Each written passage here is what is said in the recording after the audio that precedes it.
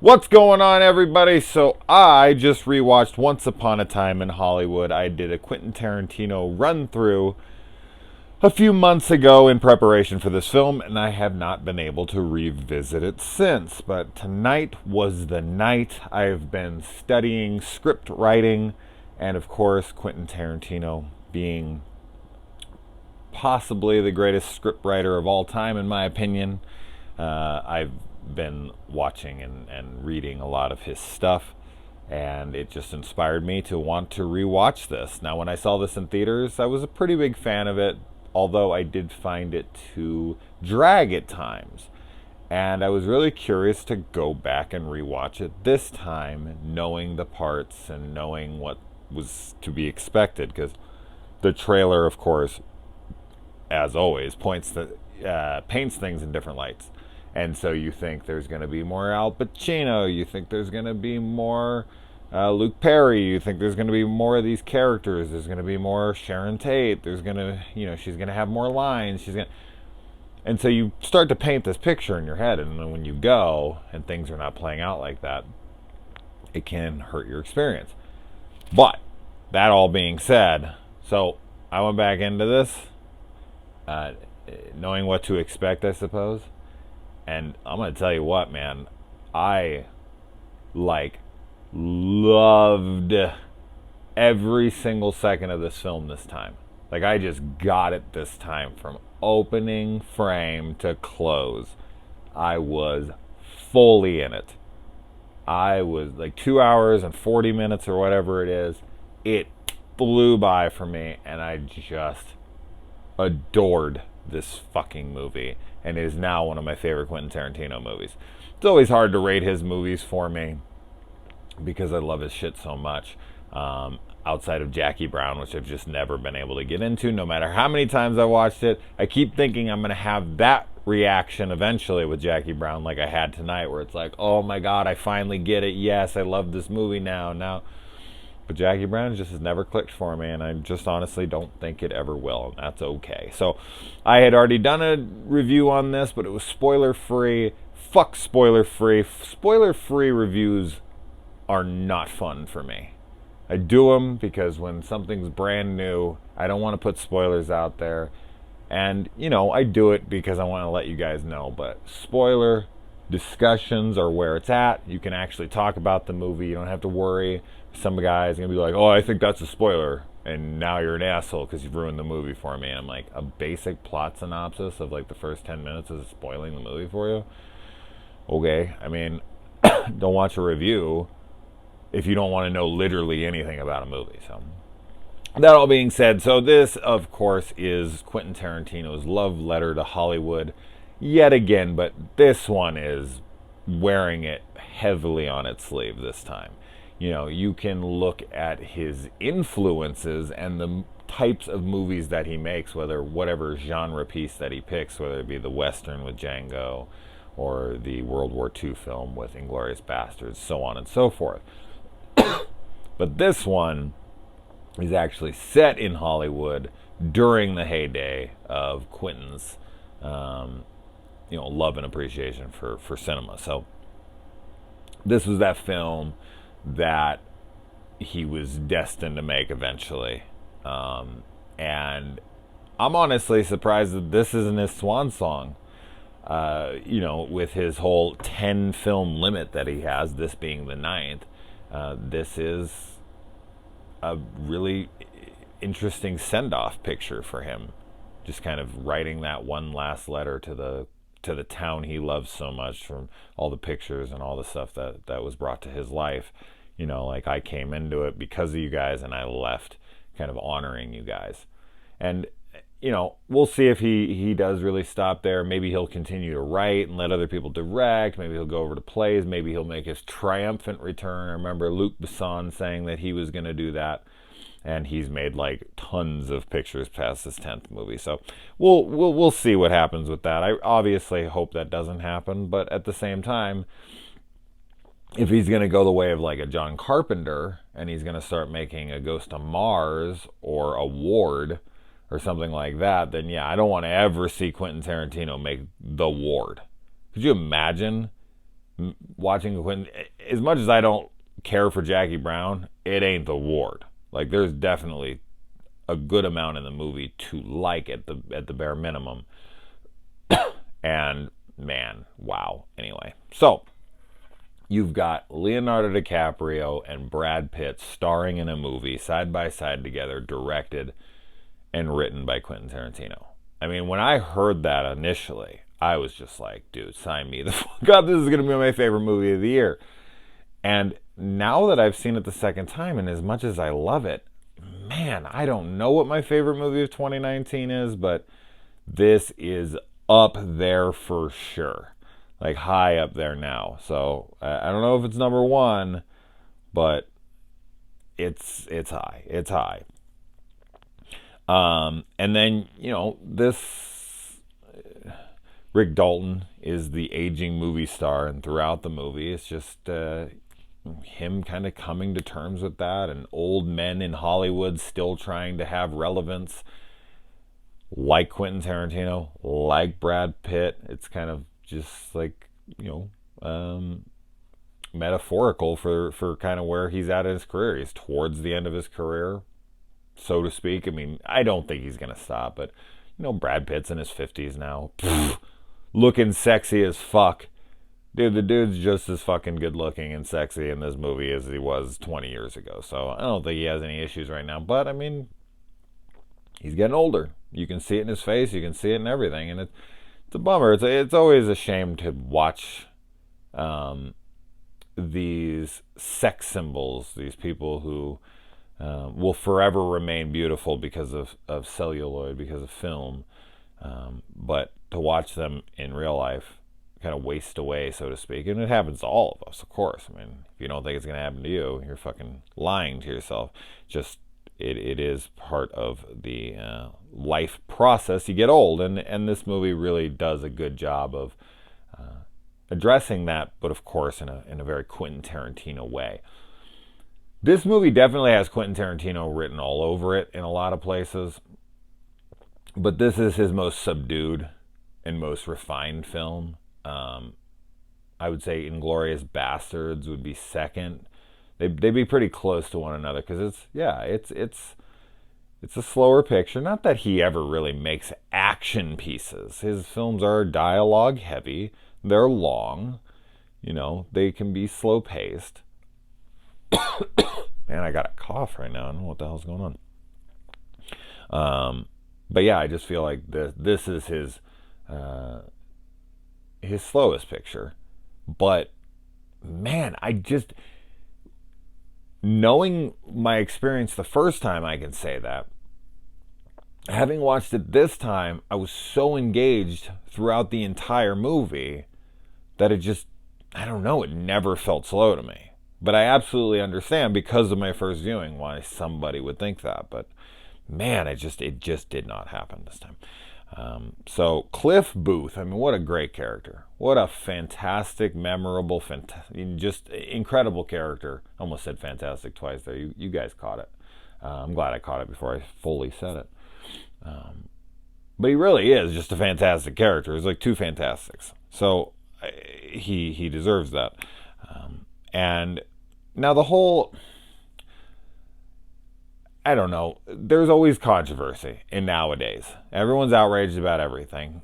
Granted, some of the outrage came from Bruce Lee's living relatives and whatnot, and they don't like the way that he's portrayed. And then you got Sharon Tate in the movie, which I feel like the Sharon Tate stuff is handled so damn well. Like, it is very tasteful, and it is an honor to her, and of course with the ending especially, which we'll get to, of course. But I don't feel like there's anything there, and I don't know if anyone got upset about her portrayal outside of what I saw about, like, oh, she doesn't have any lines and Quentin doesn't this and that. And it's like, he made Kill Bill, okay? You don't think that he's empowering women, that he's shoved her to the side, this and that? Watch Kill Bill, okay?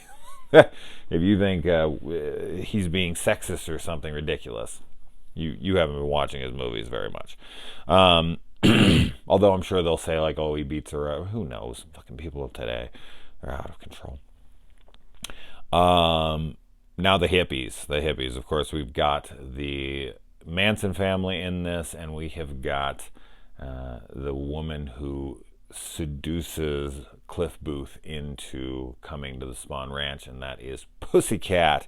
And man, I had to take a minute and Google this chick just to make sure, because Cliff, IDs her in the car, which I'm the scumbag that's actually done that before.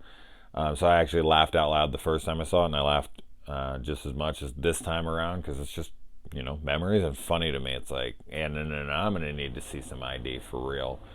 And I had to look this girl up, just like he did in there. I'm like, okay, this girl is sexy as fuck, dude. And I don't want to say that on the channel unless she is of age, which I expected her to be. She does not look under 18.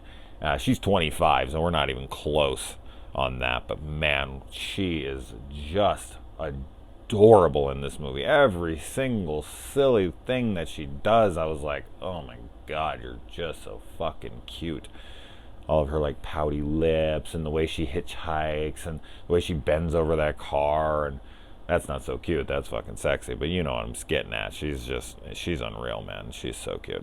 And of course, I mean, Margot Robbie is one of the most beautiful women on earth, but the way she's portrayed in this, they portray her much more in an angelic kind of light. Like, they are honoring her memory in this film. Like, they do not play her as a ditz. They don't play her as a... Like, she's beautiful. Absolutely. I mean, it's Margot Robbie, but the actress is beautiful, but the way they portray her in this, they don't ever, like, portray her in a a sexy way or any of those kinds of... She's very good-natured and lovely. Like that scene where she goes to the movies. Now, these are the kinds of scenes where I think I could see why people would think they're slow, but this time I just found that to just be so joyful. Like, I was so filled with happiness watching her just kind of go down, just knowing what ultimately happens to Sharon Tate in real life, not in this movie. And just watching this young little starlet prance around Hollywood and see her name up on the marquee and go up to the ticket counter and tell them they're in the movie because she's so proud of herself that she's made it up there. I'm in the lights now. And they invite her in, and she's so excited, and she sits down, she throws her cute little glasses on, and every time the audience kind of gives her this approving laugh, she gets so amped up and gets into the movie more, and it's a joy to watch. I mean, as I said, the first time I was kind of like, all right, like, we getting somewhere, are we going somewhere? I was kind of being an asshole. I wasn't really immersing myself in the event, in the storytelling, in the history as I know it, and kind of the honoring of this woman. So, man, everything clicked for me so well this time around. There's so much foreshadowing in this movie throughout. Quentin does a really, really good job of slight, subtle nods and hints towards the conclusion, the climax of the film, with the training of the dog and the flamethrower and such, and how masterfully that is done at the end. It really is just a treat, to behold. But yeah, just Cliff with his dog and him coming home and the way he drives. Of course, he's a stunt man, and he comes there and he throws all the shit in the bowl, and it's a fun scene, and that's what's so great. Like, his foreshadowing, his setups, and all that stuff. They're not just there to become a plot point later. Like, it's not like, hey, look, I have a book of matches, and that's going to be relevant later, and here I'm just going to introduce it casually and lame. No, like, he has such an art to how he introduces stuff that will be used later. Like, the scene between Cliff and his dog is so endearing and so vital to the Cliff Booth character. And then it also gets to play in heavily to what happens later. So it's masterful. I mean, the dude, Tarantino, is an incredible filmmaker. I know there's people who like to be the contrarian and say, oh, he's not the hot shit that everyone thinks he is. He's overrated. He just steals from other people. He's never had an original thought. You can't fucking reason with those kinds of people. It is what it is, and I doubt anyone's, who's like that is watching this at this point anyway. So I would be surprised if they were, but he's just fucking a genius. I mean, he really is. When it comes to screenwriting, I've been taking the Aaron Sorkin master class, and he refers to him as a freak genius of the page, and I was like, he really fucking is, man. When it comes to dialogue, I mean, except no substitute, which I think is a Jackie Brown line, right? Okay. When you absolutely positively gotta kill every motherfucker in the room, yeah, except no substitute. Yeah. Still not a fan of that movie. Damn, it sucks. I hate to say that. Steve McQueen. Wow, that really does. Even though Damian Lewis from Homeland and whatnot, I would never peg him for a Steve McQueen lookalike. Did a really good job here in this. And it's funny because the sequence where Steve McQueen is at the Playboy Mansion and he's telling the story to the girl, and she's like, look, she married Polanski, but this guy's still here and all this. When I step back, I go, is this scene actually important to the story? Does this scene need to be in there, or is this Quentin Tarantino jerking himself off? I find it this time to be important just for setting the stage of the time, to be able to throw in these other cameos of characters and actors that would have been around at that time, and just immersing us in the time, setting up her story through other people that we know, and just, kind of putting us in a time machine of sorts, putting us at the Playboy Mansion with Steve McQueen in 1969. And it's just, for me, this is a film for film lovers. Like, people who went to this just purely for entertainment, maybe some of them left happy, maybe some of them left upset. I would say that the majority of people who left upset, though, went there and were just like, I just want to watch, Quentin Tarantino movie, and I'm looking for Pulp Fiction, whatever. And a lot of them maybe are disappointed. I know there's a lot of people who just really didn't like this movie. They were like, oh, nothing happens, I waited forever, and then there's this big climax, and that's cool, but the rest can kind of go fuck itself. But for me, watching this movie this time, I was like, wow, this really does do, like, this is just for film fans, like people who just love the golden era, like just to look back on cinema through the ages, and the way Tarantino pays homage and tribute to genre films of the past, and the spaghetti westerns, and the TV shows, and aging stars, and just, I don't know, man. It's a fucking fantastic, beautiful film, and I'm kind of angry with myself that I didn't see it more on that first time. Cliff killing his wife. That's a really funny sequence. The way that's edited, the way that it's put all together, and he's just sitting there with like the harpoon gun or whatever, and it's just aimed right at her. He's got his finger on the trigger, and it's like, we never really know for sure if he did it, but I'm not saying she deserved to die. I'm not. But of course, as I always say, in the context of a film, you're sitting there like, oh my God, this chick is dreadful. Was this how she always was? I mean, Cliff is such a likable character that I'm not, of course, wanting to see him in a bad light. I'm not wanting to see that scene more objectively. I want to see it through his eyes and how we saw it portrayed, so I could be like, yeah, bitch deserved it, kind of thing. Because she was a bitch. Oh my God in heaven, she was a bitch in that sequence. I mean, maybe it was a total piece of shit to her. We don't know. But because I love Cliff, I'm just going to see the scene for how it was portrayed. She was awful the whole time. He did away with her. One less miserable bitch in the world. Big wow!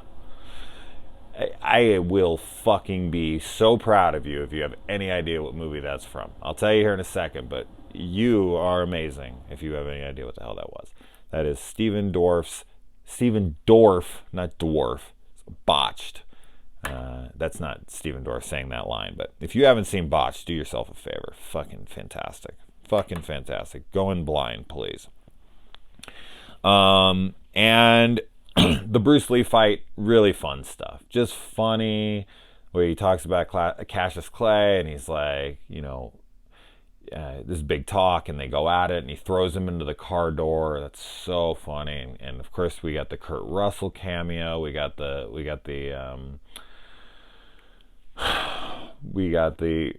Zoe Bell. I was blanking on her name because it's Zoe. I was like, Zoe? No, it's Zoe because of the little hyphen over it. In my head, I was like, Zoe? Why does that not sound right? Why does that not sound right? Why does that not sound right? There we go. That's proper grammar, Jason. And, okay, so we get Charles Manson in this movie for like 3 seconds. I heard that he plays Charles Manson, the same actor plays Charles Manson in Mindhunter Season 2, which I still have not watched, and that's not because I didn't want to, but there's a long story behind it. It's depressing, whatever. Moving on. The actress that DiCaprio meets, or Rick Dalton meets on that set of the pilot where he plays the heavy, she's 8. Bullshit, that little kid's 8. I should have Googled her age for much different reasons than I Googled the other girl's name. But there's no way. My kids are 7. They're about to turn 7. This girl's 8. She's sitting there reading the biography or some kind of biography on Walt Disney, and she's talking so articulate. And get the fuck out of here. That little girl's 8. That little girl's got to be 10, 12, somewhere in that area. But what a delightful little actress. I really liked her in here. There's so many people in this movie. It's really hard to address every single person, but I mean, we got Timothy Olyphant in here. At first, I thought that was Samuel L. Jackson at the poker table, but I guess it's not. It sure as hell looked like him, but I mean, on this viewing, I was like, I think that guy's younger. I don't think that's Jackson, but it would have made sense since he's been in pretty much every one of his films, whether it's a voiceover or whatnot, but. Not in this one, unless I'm right, and that was him at the poker table. But it did look like a younger guy, so I don't know. Somebody let me know. I didn't look it up.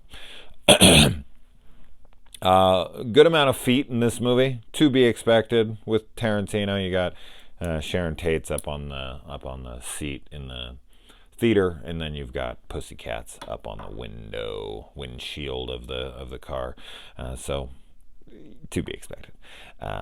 And Rick fucking up his lines and the freak out in the trailer was really funny to me because I don't know how you guys are, but I'm my own worst critic by far. Like, no one has ever been mean. Well, no one in my adult life has ever been meaner to me than me. Like, fuck, man. When I screw up, when I don't do well, especially when I play video games, but pretty much anywhere in my life, I've had that talk. And like, the whole him bashing himself for having 8 whiskey sours, and like, you couldn't have stopped at 3. You're a goddamn alcoholic. And all that stuff, man, I've had that conversation with myself in many different ways and with many different kinds of things. Not just, alcohol, but other stupid things. And then the scene where he looks in the mirror and he's like, if you fuck up again, I'm going to blow your goddamn fucking brains out. That shit is amazing. That is straight up like lines from my mouth. Like, he's telling himself in a mirror as if he's not himself, yelling at that person in the mirror who he can't stand at that moment, that he's going to blow his fucking brains out, and he's threatening that guy. Amazing. Like, that shit's fantastic. That whole sequence in the trailer, which I'm currently sitting in the trailer right now myself, so that's so funny. So funny the way he delivers all that line. Another line that really killed me in this time. I don't remember if it killed me the first time, but man, I laughed hard at this. Is when Cliff drives up to Pussycat. This is the 3rd time, and she's gonna get in the car with him. And when he's waiting at the stoplight for her, he's like, all right, like, I'll pick you up. And she, like, freaks out and does her cute little dance. Gosh, she's so fucking adorable. Then the cops drive by, and she's like, fuck you, you fucking pigs. And he just said, and it's so funny. It's just his reaction. It's the way Pitt delivers stuff. This is why Leonardo DiCaprio and Brad Pitt are like two of my favorite actors of all time. It's just the way he delivers that. He's like, oh no, like what trouble am I? It's just the oh no, the way he delivers it. Just like, what trouble am I getting myself into? But why can't I stop myself from doing it? That's me. That's been me in the past. And it's just so funny. Like, oh no. Oh, I love the way he delivers that line. It is so fucking funny to me. And then, as we said, we got Luke Perry, we got Clifton Rodriguez in here, which I always love seeing. And then you have Rick Dalton having his Robert Shaw moment. I can only assume that Quentin was, oh, my pretentious pen is back. Hi, pretentious pen. You're staying. I like you. I'm going to point and be pretentious. But yeah, so Robert Shaw, he has to have been inspired. Maybe not, but this is what I'm taking from this. So if you don't, for some reason, know Robert Shaw, in the Jaws sequence where he does the Indianapolis story, he was like really drunk on set. He couldn't get his lines right. He was so fucking angry with himself. He was embarrassed. He came to Spielberg and he was like tomorrow I'm going to nail it. Like, I promise you I'm going to fucking nail it. Paraphrasing, of course. And so the next day was the day where he recorded the Indianapolis story as we know it now on film forever. And everyone was just like so engaged in the moment. I think it was Dreyfuss maybe, who was like so blown away and he was so engrossed in what he was saying that he like completely forgot his lines. He had lines, and it might have been Scheider, but I think it was Dreyfuss, which I like to think it's Dreyfuss because that even makes the performance even better to me. Not only because Dreyfuss is a good actor, obviously, but also because they hated each other on set. You know, historically, like that's pretty well known that they did not get along at all. So if he was so blown away by his performance from a guy he supposedly hated, so yeah, he comes in. Rick Dalton has that moment where he gives it his all. You know, he's having his Indianapolis moment, and then the director comes up to him, tells him what a good job he does, and then of course the really funny but really heartfelt line, because he has that moment with the little girl where he's telling her, like, you know, and he has that line with her where he's like, you know, I'm a has-been, and she's, you know, you'll be there in like 10 years. And she's like, what? And he's like, never mind. Oh, it's so heartbreaking. But like when she comes up and she whispers in his ear, and it is a funny line, but it also is like his moment to shine. Like he feels like he's back. You know, this is his Robert Shaw moment. So when she whispers that into his ear, you're best acting I've ever seen in my life. And even though she's only 8 years old, it's so touching to him in the moment. I mean, how many performances could the little girl have seen? But it doesn't matter him in that moment. He is on cloud nine, and I love it. Such, of course, amazing acting from one DiCaprio. No shocker there. The Spawn Ranch sequence in the theater was tense as shit. This time lost the tension because I know he didn't die. You're waiting the whole movie for something really crazy to happen to somebody. So when he goes there and he's just like, he's such a freaking fantastic character, really. There's that word again. But he is an excellent character. When he goes in and he's like, so is he up there?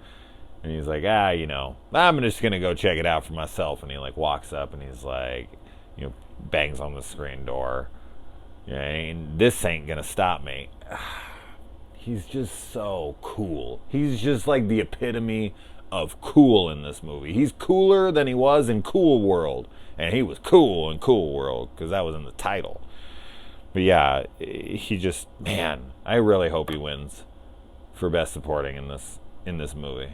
I don't know who's up against off the top of my head right now. It's like De Niro, and then no, is De Niro? No, I don't think De Niro is for Joker. But Pesci and Pacino are for sure. I don't give a shit. Cliff Booth, man. Iconic character that should be remembered forever and ever and ever. We get to Dakota Fanning in here playing one of the Manson family harlots, who's fucking George Spawn in his last little bit of life he has there. And then he has his moment with him. He goes in, and his conversations with him is pretty funny. And then he comes out, and they've slit his tire, and they're yelling at him, and then he beats the shit out of that guy. Fix it. He just laughs out, and he just beats his face in, man. Oh, I love it. And then we get the commentary on the FBI episode, which just a camera, fixed position on an old television, watching FBI, and then just the commentary. Dude, I could have watched that for 30 straight minutes. I could have watched the entire episode, and Cliff and Rick's banter back and forth. They have such a fantastic chemistry within this film. And man, I legit could never have gotten tired of listening to those guys go on about that. Love to say Antonio Margaretti's name on one of the posters in here, which we get to hear Kurt Russell say it in his drawl, because he's not really saying Margaretti, he's just like Margaretti. It's pretty funny. And then Rick gives in, goes to Italy to make Italian westerns. Comes back with a wife and tells Cliff, like, I can't afford you anymore. Rick hates the hippies, and when he comes out and confronts them, and I just thought he was going to get shot right there. Like, the first time you watch this, you're just convinced. Like, these guys are dying, the Sharon Tate murders are going to happen, this and that. And it just, like, when he went up to the car and he went for the gun, I'm like, oh, shit. And then when, even later, when he comes in on Cliff and he's sitting there and he points the gun at him, I shot for sure he's shooting him right now. Nope. You know, and that's just it. Like, when he comes through that door and you have the setup and he unleashes the dog on him, and then the other chick, she gets her head smashed, or he throws the can at her face and breaks her nose, and she's just screaming out in agony. And then the other chick comes and stabs him in the leg, and then he just takes her face and just smashes it everywhere in the house and drags it across the wall and then smashes it into this. And he actually crushes the other dude's head with his foot. I wish they would have shown that a little closer up, but what a fantastic sequence. And then the chick runs out, of course, and gets flamethrowered by Rick Dalton. And that whole sequence is just hilarious and fun and over the top. Now, I could have used with it being even more ridiculous and more over the top, but for a mainstream audience type of film and having the average everyday person sitting through it, that was a pretty vicious, brutal sequence that was hilarious and over the top. And I'll tell you, I've never had a title of a movie work so well at the end credits of a film. Like, so the whole setup is kind of just like a perfect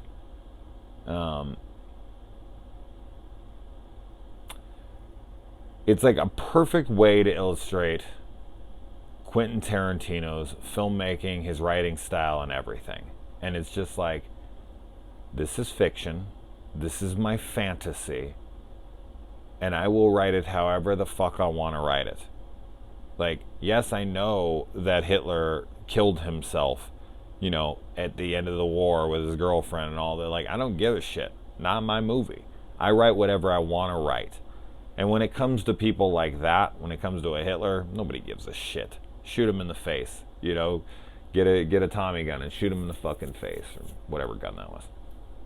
That was so fantastic in it. So you kind of knew, things might not work out the way they were supposed to because of Inglourious Bastards, but that's just it. Like, Tarantino, he built an alternate reality where not only Rick Dalton exists and Cliff Booth, but one where Sharon Tate and her baby and all the other people in that house weren't brutally murdered. Now, I don't know anything about Sharon Tate personally, obviously, so who knows what kind of person she was, but the way she's portrayed in the movie anyway, she is a absolute doll. Valley of the Dolls, in fact. No. She's an absolute fucking sweetheart. And you don't want to see her die. And in Quentin Tarantino's movie, in Quentin Tarantino's fantasy, she doesn't have to. And in this alternate reality that he's created, the way things should have been, the way things should have went, these fucking assholes break in on this beautiful poor girl and all of her friends and her baby, and they mutilate and murder this family, this group of people.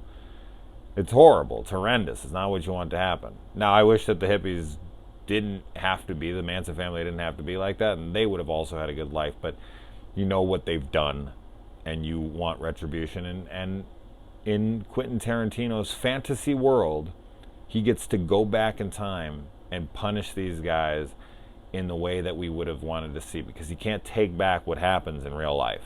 But in fantasy, you can. In fantasy, you can say, you know what, these are pieces of shit that were going to murder her. I know it because it did happen. I get to rewind the clock and get justice and save the girl. It's like the full package. It's the cake and eating it too, which that saying has always been dumb to me. I mean, why would you have cake if you don't want to eat it? See, I've said, I fixed that one. It's like having cake and wanting pie too. See? Same. It works. It's like you're being greedy. You already have cake and now you want pie? Like, you want cake and you want to eat it? Why the fuck would else I have cake? Of course I want to eat the fucking cake. That makes no sense. That is the dumbest fucking saying. Anytime anybody ever says it, I'm like, of course I want to eat the cake. That's why I have cake. Who the fuck's going to hand you cake? And you're going to be like, oh, you're going to eat it too? I mean, you have it. Well, yeah, so I have it. The whole point of cake is for it to be eaten. All right, I went on way longer of a rant than that. But from now on, you fucking start this. Because that's how sayings happen, right? People just say them and then it passes on. And it just goes from one person to the next, to the next, to the next. So you start it right here. You be the chain. Have your cake and you want pie too. See? We're going to change the world together. All right. But fuck history, right? Just like Quentin Tarantino. We write our own history. We write our own. Yeah. What a fantastic film. Jesus Christ, man. And yeah, just the way the movie ends. It's Tarantino's fantasy. It's his alternate reality. And like, it ends with Sharon Tate alive. Cliff is in the hospital. Rick comes over, meets her. They're going to branch off. They're going to have their path, wherever that may lead, whether that brings Rick back to stardom. He works with Polanski. Sharon has a great life. The kid gets to be born and grow up, and who knows what they do. Like, in that world, you know, and that's once upon a time in Hollywood. Like, this is a fantasy. Once upon a time. The way all fantasies start, you know. So we usually say anyway. Just, I don't know, the way the title hit the screen at the end. It was like, wow, yeah. Once upon a time in Hollywood, yeah. That's great. So, anyway, there you go. A 40-minute review. I was not expecting that. It is late now. But I had fun talking about it. And yeah, so I'll upload this tomorrow. Good night. Cake, pie, pass it on.